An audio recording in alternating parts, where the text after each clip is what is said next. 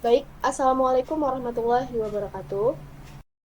Perkenalkan, kami dari kelompok Cyber Simera. Di sini kami akan mempresentasikan final project untuk UAS Lab Algoritma dan Pemrograman, yang dimana saya Najla Azhara Tanjung dan rekan sekelompok saya ada Rizky Fadilah, Edric Mawanli, dan Yasmin Ashifa.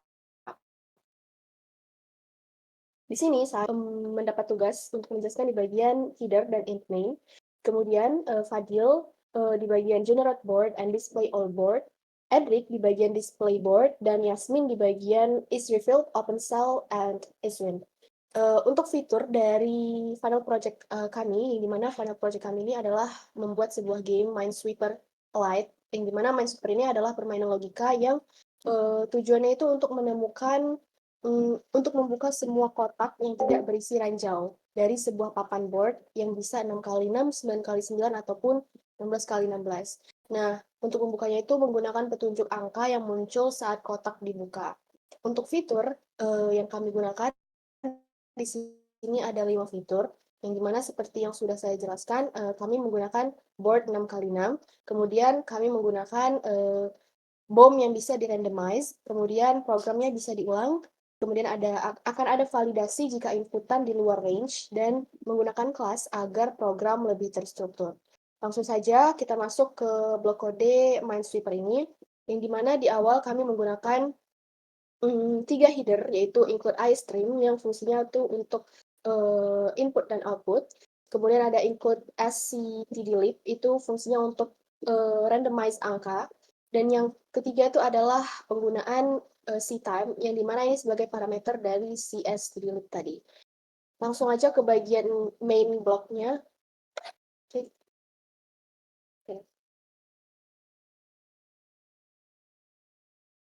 Nah, di sini setelah terminal di clear screen akan ditampilkan jumlah bom bertipe data integer dan pengulangan bertipe data char. Kemudian untuk kondisi while do-nya itu setelah ditampilkan opening statement, di mana akan langsung ada follow up statement, yaitu user dipersilakan untuk memasukkan jumlah bom, yang dimana syaratnya itu harus 5 sampai 10. Yang dimana jika jumlah bom lebih kecil atau lebih besar dari 10, maka harus di-input antara 5 sampai 10. Kemudian untuk penjelasan blok kode selanjutnya saya serahkan kepada rekan sekelompok saya. Oke, terima kasih Najla. Nah, untuk selanjutnya di sini tuh dari line 134 kita tuh mendeclare dari kelas yang kita udah buat itu namanya Minesweeper class dengan variable game. Nah, jadi untuk selanjutnya Minesweeper class ini akan diakses dengan variable game. Nah, kita lihat di line selanjutnya itu tuh tadi dipanggil game dengan fungsi generated board. Begitu. Coba ke bawah dulu, Drik. Nah, di situ diakses si Minesweeper class-nya dengan fungsi generated board dengan parameter jumlah bom. Nah, boleh ke generated board.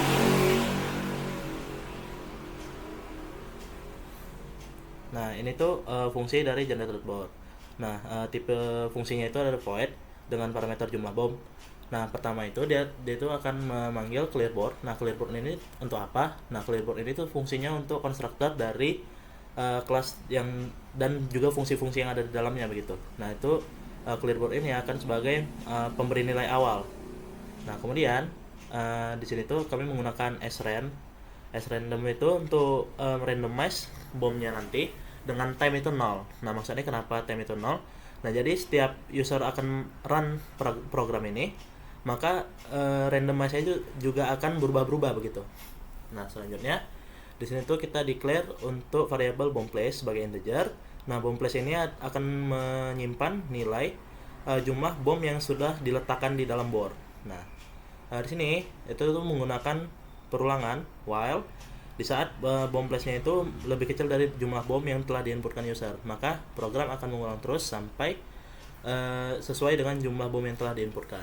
Nah, di sini kemudian di situ ada integer row. Integer row ini adalah untuk menyimpan nilai random yang sudah kita randomize dengan fungsi random itu.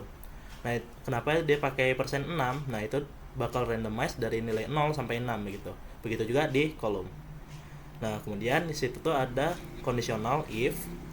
Nah, ini tuh cara bacanya kalau misalkan bom itu dideklarkan dengan nilai -1. Nah, kalau misal di sini tuh kondisinya kalau misalkan data yang ada di row dan kolom tersebut itu tuh bukan bom, maka dia akan dideklar sebagai satu bom gitu. Nah, kemudian nilai dari bom preset tadi akan ditambah satu. Nah, begitu. Nah, selanjutnya itu tuh ada for. Nah, ini tuh untuk fungsi dari for ini itu tuh akan mengupdate dari sel tersebut. Nah, apa yang diupdate? Update-nya itu tuh bakal mengupdate jumlah bom yang akan ada di sekitarnya. Nah, jadi kalau di Minesweeper sendiri dia tuh memiliki kalau misalkan kita buka satu sel, nah dia tuh akan menampilkan nilai berapa sih bom yang ada di sekitarnya begitu. Nah, itu tuh bakal ada 8 sel di sekitarnya. Nah, kalau kita lihat di sini, dia tuh untuk range-nya itu dari -1 sampai 1. Begitu juga untuk kolomnya. Kenapa dari -1 sampai 1? Nah, itu karena kita tuh mau cari dengan range-nya itu yang selisih 1 begitu. Nah, jadi kalau misalkan let's say kita akan membuka 2,3. Nah, dia itu akan mengecek dari nilai row 1 sampai nilai row 3. Kalau untuk kolomnya dia akan mengecek dari kolom 2 sampai kolom 4. Nah, kalau misalkan ditemukan bom, maka data dengan indeks NI dan NJ itu akan ditambahkan 1 begitu. Oke, selanjutnya akan dijelaskan teman saya.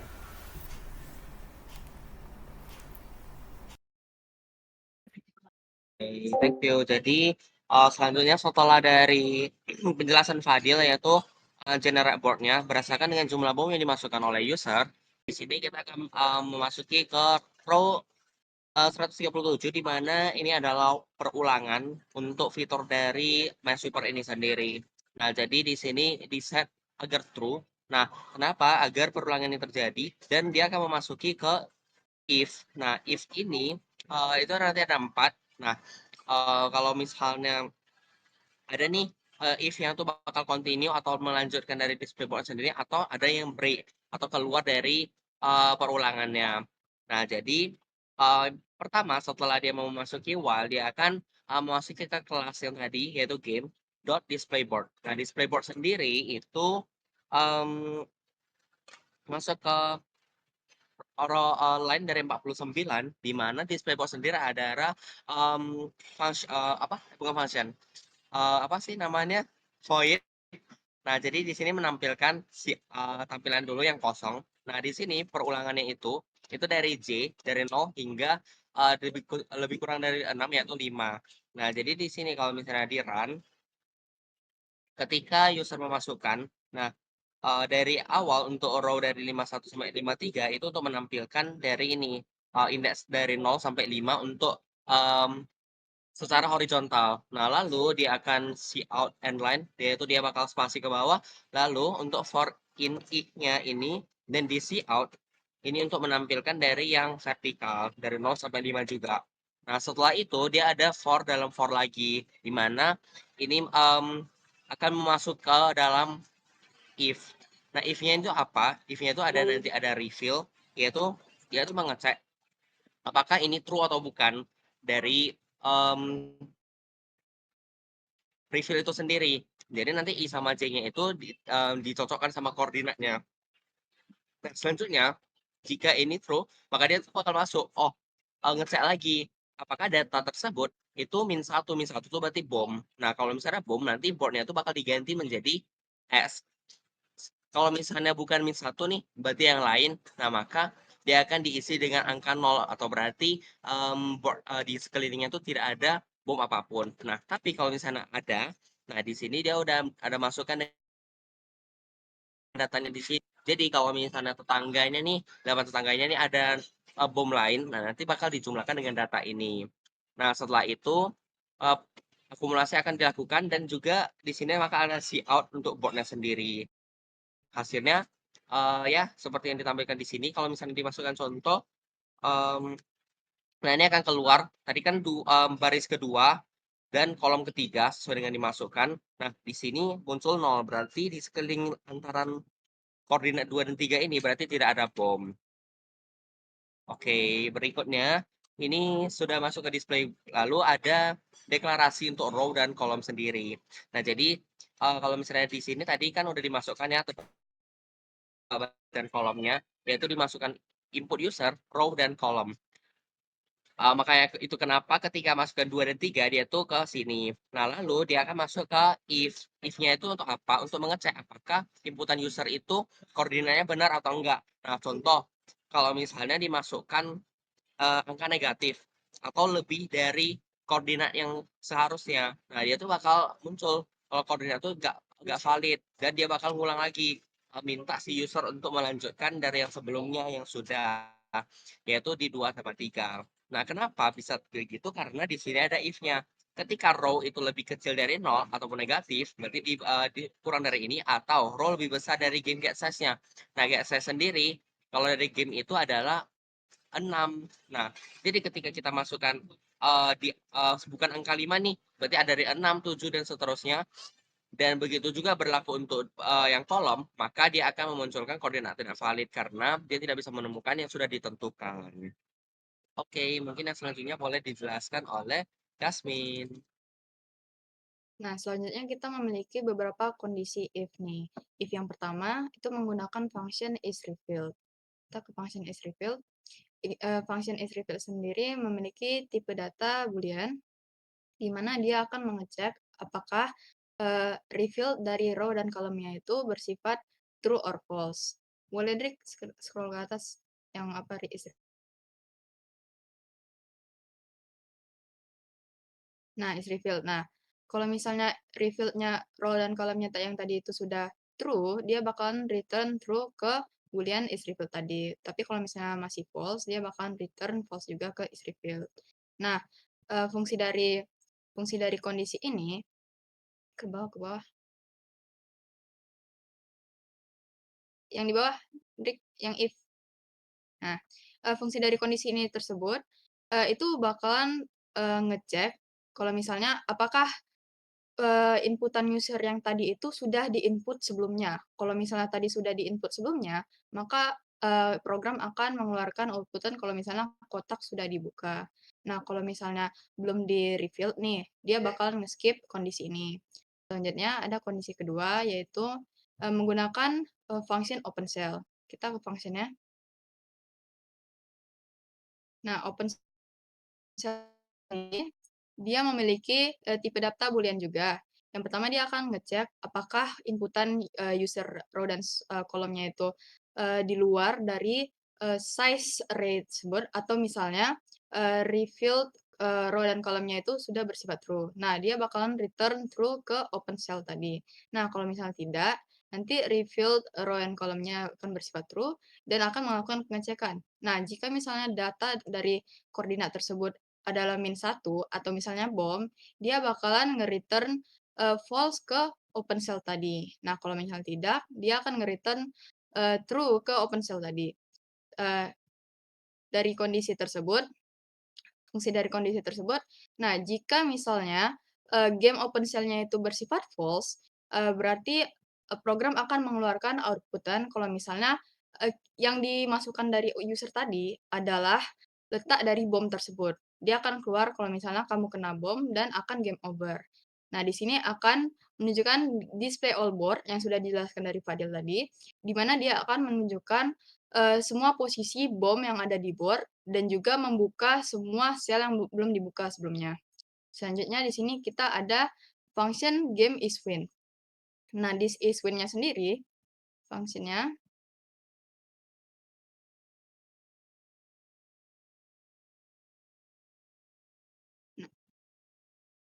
nah, nih. Nah, iswin-nya tersebut, dia memiliki tipe data boolean juga. Nah, dia akan melakukan perulangan dengan in sama dengan 0, dan juga integer j sama dengan 0. Nah, jika reveal dari ij-nya itu bersifat false dan datanya itu tidak bersifat bom, nah maka dia akan mereturn turn false ke iswin tersebut. Dia akan melakukan pengulangan itu sampai selesai.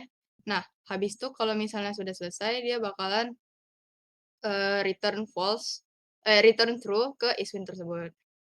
Ke bawah.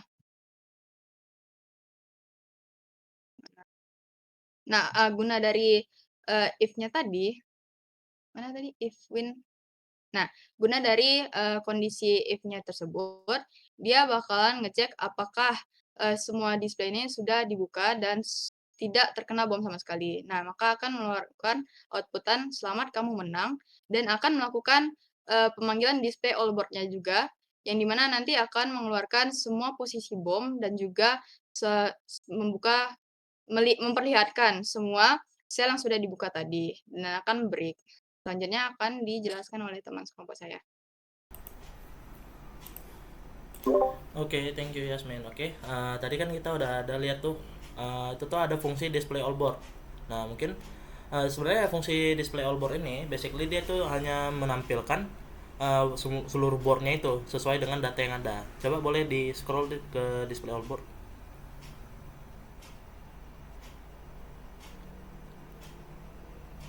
Ke display all board di bawah. Nah, oke. Di sini tuh dia sesuai sama yang generated board juga. Nah, itu tuh dia bakal pertama itu bakal kosong dulu biar sesuai gitu, simetris. Nah, kemudian dia akan menampilkan indeksnya.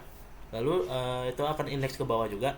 Nah, bedanya dengan display board yang biasa, dia tuh di sini tuh bakal outputnya itu sesuai dengan apa yang sesuai dengan datanya begitu. Nah, kalau misalkan dia bom, dia akan menampilkan X. Kalau misalkan yang lainnya itu tuh sesuai dengan data yang ada begitu. Oke, selanjutnya Dre.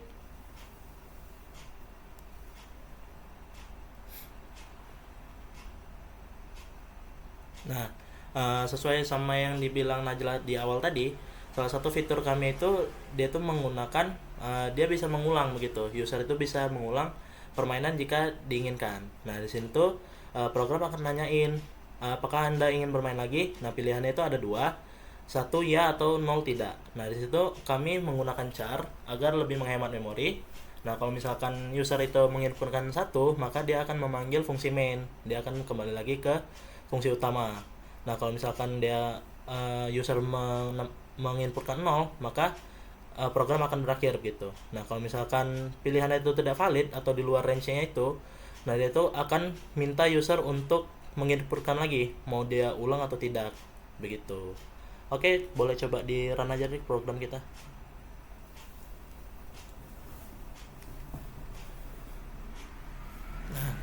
Nah, di sini tuh kita coba misalkan itu 6.